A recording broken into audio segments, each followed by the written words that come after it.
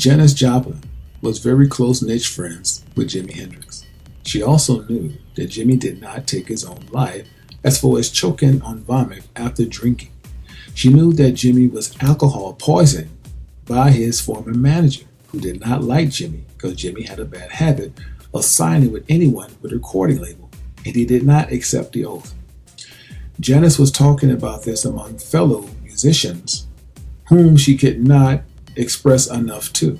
Meanwhile, they would go behind her back and tell Jimi Hendrix's former manager what Janis was talking about. So Janis was getting prepared in 1970 for a concert in a hotel. As they went to check on her, the goons have already been in her room and gave her an overdose of heroin. Janis Joplin was getting ready to blow the whistle on Jimi Hendrix's death, and they could not have that, so they killed her.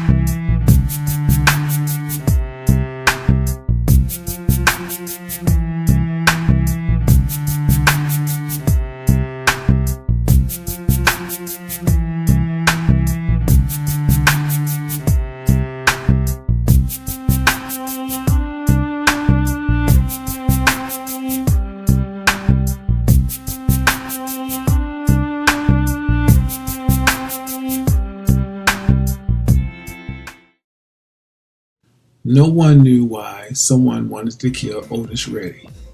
As his body lies slumped in the pier where the fishermen fish, they had to hook line his body out the water, as you see here. Otis was beaten to death because he and James Brown was getting ready to orchestrate a distribution deal for black music. It's the same thing Damon Dash did with Suge Knight, and they took the riches. Well, back in those days, this thing was unheard of, and still today. So they killed him. They beat him. Now you're probably asking yourself, why not James Brown too? Because they felt like James Brown would be more profitable. So they made James a deal. James accepted the oath. Otis Redding was a big man, so they couldn't come to him by themselves. They came with a few people. They caught him off guard, they beat him to death and threw him in the pier. James Brown lay motionless into the funeral because James knew why they took his friend's life. When they made James a deal, he did not back down, nor did he think about doing a distribution deal ever again. James took the oath, and he signed with the Brotherhood. Blood, that is. Meanwhile, Otis had his funeral, and you notice they're carrying his casket by the waist, indicating that he was not of Brotherhood, nor did he sign his name in blood, nor was his life a sacrifice for anyone in the industry. But James Brown signed over his life to fulfill the legacy of the Brotherhood.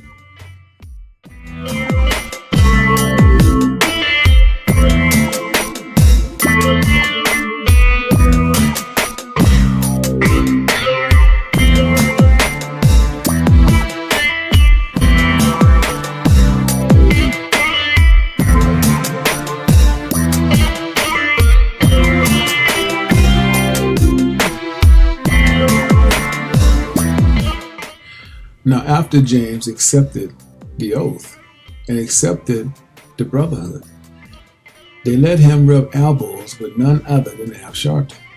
See, Al Sharpton gave in a long time ago. His job was to orchestrate to James about the BSing of the NAACP, the Black Caucus, so on and so forth.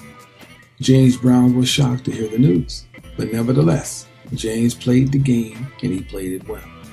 Whenever there was an event of a rioting, of anything that was unjustified to blacks, they would call James to have a concert. So when you hear the song, Say It Loud, I'm Black and I'm Proud, you can only wonder, did he really mean it? Or was it a song to fulfill the brotherhood, to calm and ease the minds of black folk? I'll let that ponder while you guys think about what was just said.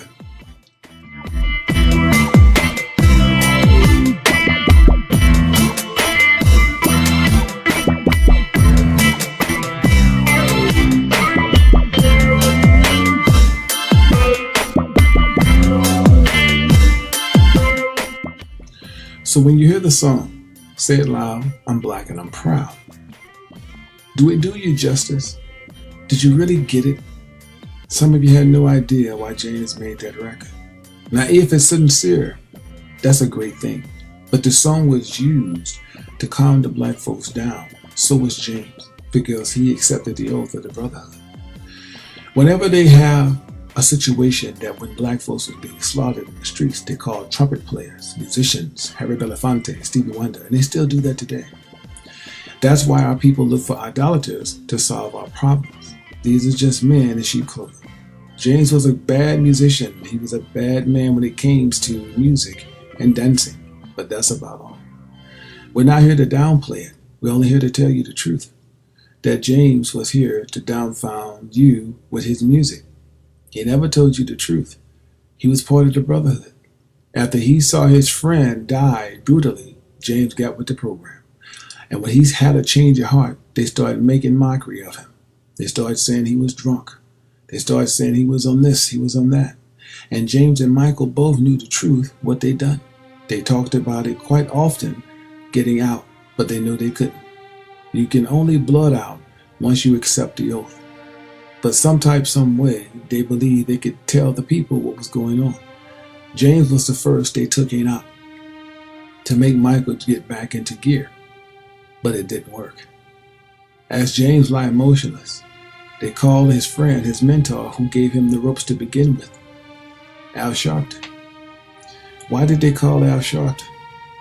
Because they wanted Al Sharpton to fulfill the role of an usher who cares about a human life to black folk. But when Al Sharpton got the news why they wanted him really there, to show support for the brotherhood, Al Sharpton didn't hesitate. Al Sharpton knows this game and he knows it well. He played it better than any football player. He sits next to the coffin with his hands in a pyramid, letting his brotherhood know, I'm here with James, but I'm not about the black and proud. I'm only here to fulfill a legacy, to make our people feel comfortable. I totally understand my role. Isn't that something? A man that sits before you, who's your mentor, and actually is a devil in sheep clothing. This man meant James Brown no good from the moment he met him. He was just using James to prolong his own life.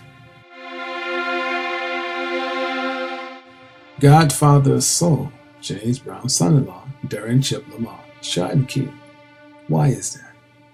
You see, Darren knew the truth. He knew that his stepfather did not die of a cardiac arrest. James Brown was poisoned, and Darren was going to tell the truth. Investigators said that the shooter was waiting for Lamar, the neighborhood where Lamar lived in his gated community. When he drove up to park his car in the garage, he was confronted. An altercation of some sort took place.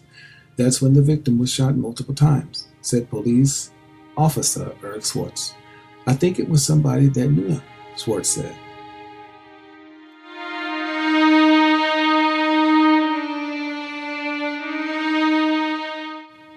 The witness said Lamar then got into a car and drove 4 miles to Northside Hospital, where he died. CBS 46 talked with Lamar in January 2007, only weeks after James Brown died Christmas Day 2006. Lamar said he felt his father-in-law's death was suspicious. There's not a bone in my body that believes my father-in-law died from congestive heart failure, Lamar said. Lamar questions Brown's death because there was no autopsy. That is genius, because the Illuminati, who are the music industry, Clive Davis and all the rest of them, but Clive Davis being the ringleader of black entertainment, gives orders to cover up everything. You understand? We'll talk more as we go along the way what Clive Davis is orchestrated. See, James Brown was taken out because he was getting tired. And as they get tired, they start telling. and they can't risk the fact that these celebrities will tell the truth on what they really do in the industry.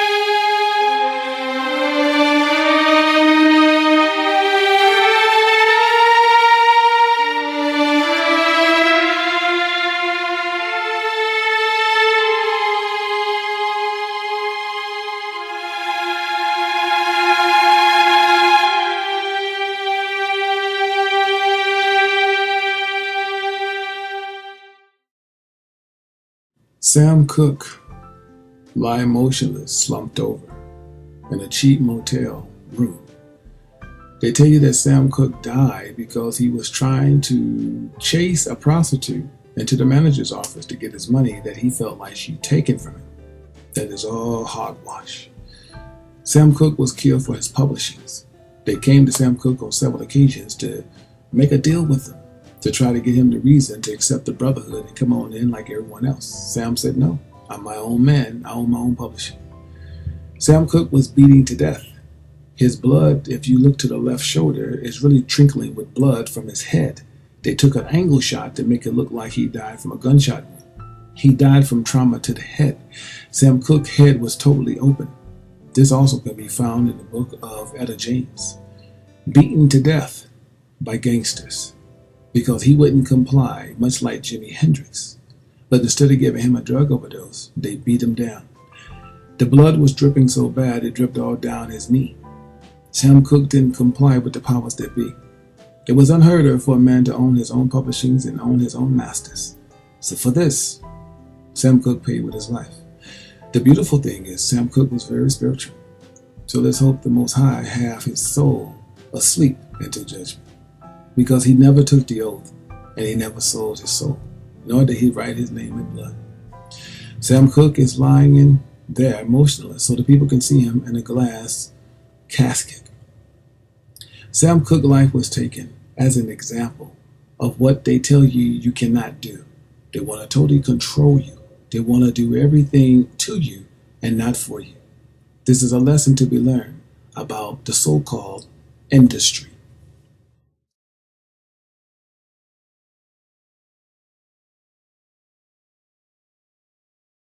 I do 2 hours a day. This for you.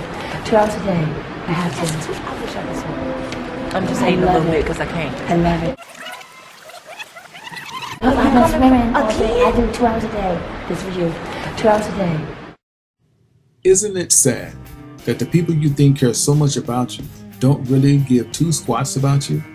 Her mentor, Clive Davis, is knowing within hours she's going to be set up. Now notice Clive Davis always holding his hand into a fist over fist. Now, in the Masonic world, that means time is up. His time has not come up yet. So who does he referring to when he holds his hands over his fist? Someone's time is up. Is Whitney. You see this, right? Now, Brandy received the letter, but won't know part of it. Brandy and Monica both was informed that Whitney will go down so they can come back up. Now, these young ladies is young enough to be Whitney's daughters, and they have no character or no compassion for this woman's life. Now, that's the life Whitney Houston chose. We're not making excuses for her. Whitney was a grown woman and she chose to do what she did. We're going to take you through this and walk you through this slow. Brandy did not want that letter. So the camera woman noticed Brandy looking uncomfortable. So there's a publicist in the room as well. As Whitney Houston motions for her daughter, Bobby Christina, they're going to do something like a quarterback sneak. As Whitney is slowly turning, they're going to hand the letter off to be dealt with. But isn't it funny that Brandy is using this for a crutch to sell music? Check this out. Take it, girl. Okay, she ain't looking. Gone. Man, Lord have mercy. And this is the industry that y'all wait outside for hours and days to do American Idol, to be on X Factor, America's Got Talent. Do you understand, in order to be a part of that world, you have to be demonic? You have to sleep with men sleeping with men, women sleeping with women. You have to follow rituals. You have to do blood sacrifice offerings. If not, you're not going to be a part of this world. And once you in, you can only blood out. You can never get out.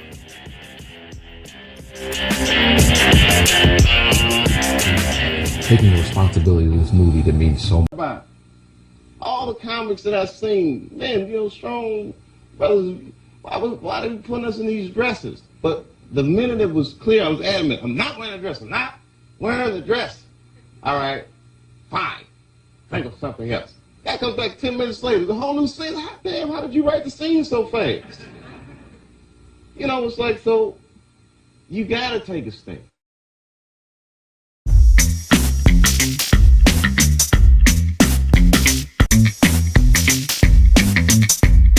Oprah has a finger to the temple.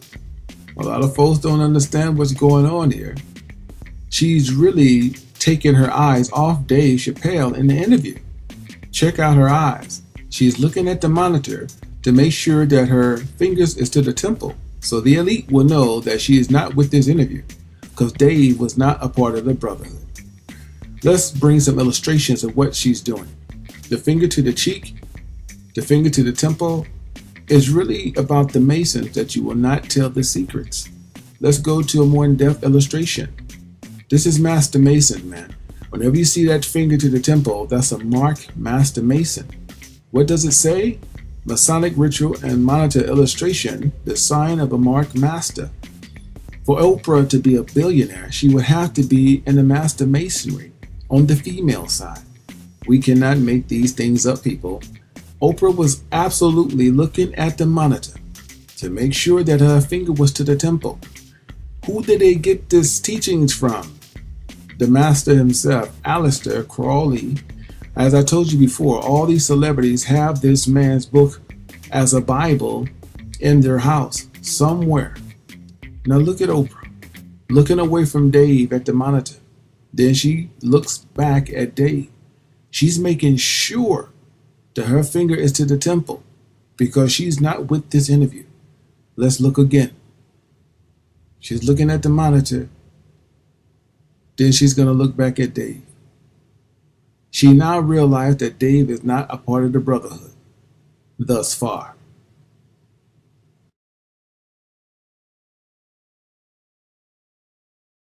Whitney Houston's opening